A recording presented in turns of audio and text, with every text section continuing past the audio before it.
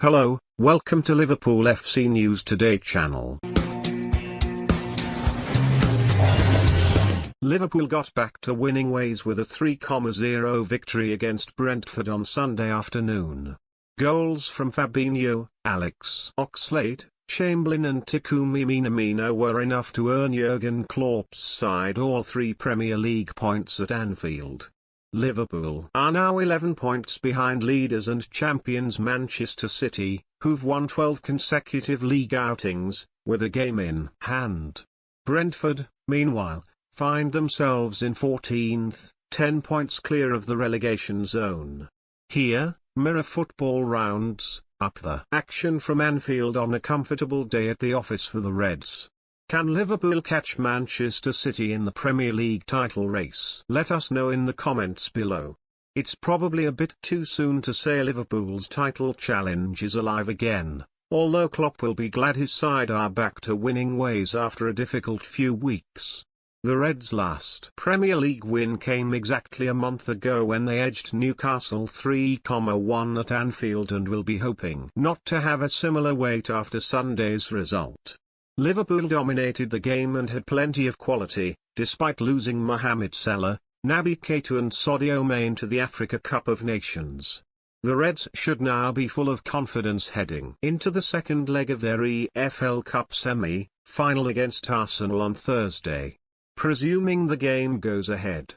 Last season wasn't easy for Jordan Henderson. He missed the final 3 months with a groin injury and, while he recovered in time, spent most of Euro 2020 on England's bench. Now, however, Liverpool's skipper is looking back to his best. The 31-year-old dominated the midfield, making life easy for Fabinho and Curtis Jones alongside him. Henderson was constantly on the ball and pushing his troops forward, showing why Liverpool recently gave him a new contract until June 2025. And, based on Sunday's performance, it's likely he'll fulfill that deal.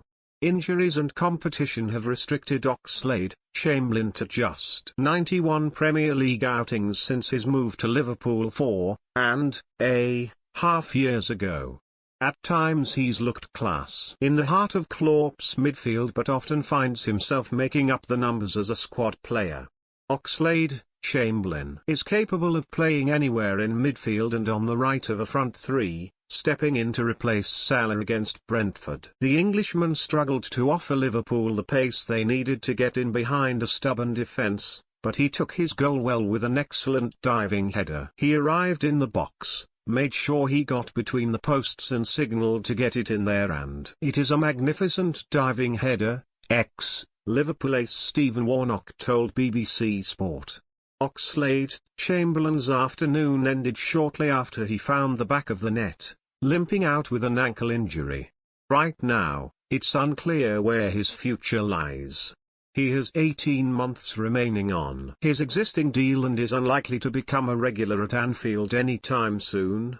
A transfer to a mid-table Premier League side, similar to the move Adam Lallana made to Brighton in the summer of 2020, could be the best option for the 28-year-old.